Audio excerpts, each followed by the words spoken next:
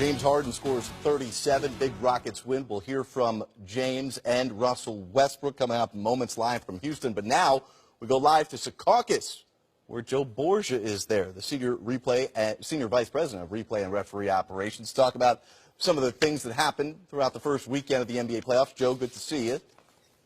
Nice to see you, Jared. Well, Joe, it looks like your crews did a great job over the weekend. Not too much controversy coming out of any of the games here. Well, let's talk about what happened in the first game this afternoon with the Hawks and the Wizards. Tim Hardaway looks like he's getting in proper position here, but gets called for an offensive foul. You want to take us through it? Sure, Jared. I mean, you should remember from making the call when we go through the criteria for setting a legal screen. And Tim actually does that. You know, he gets directly in John's path. He beats him to the spot. He gives him an opportunity to stop and or change directions to avoid contact.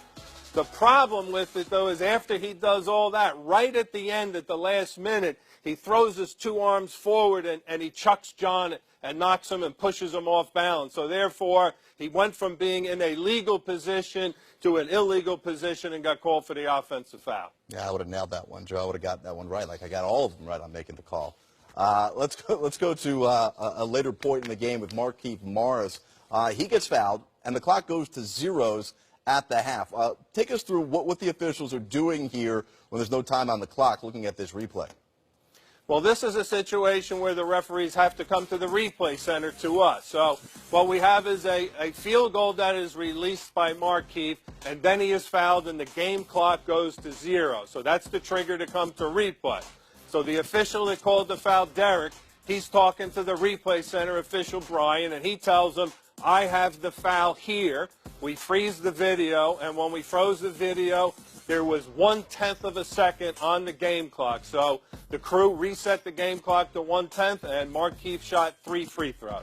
All right, so if there was 1/10 of a second less and there was all zeros across the board, does he still get the foul shots? Well, as long as the shot is released before zero, we have a legal field goal attempt. And the shooter is considered a shooter until he lands on the floor to a normal position. So even if 1/10 or 2/10 more went off, we still could have a foul at zero as long as Markieff was still in his shooting motion. And if that's the case, then we're going to shoot 3 free throws, but there'll be no lineup of players on the lane lines. He'll be on the line by himself for the 3 free throws. Joe, great to see you on camera instead of looking at the back of your head as we do throughout the games.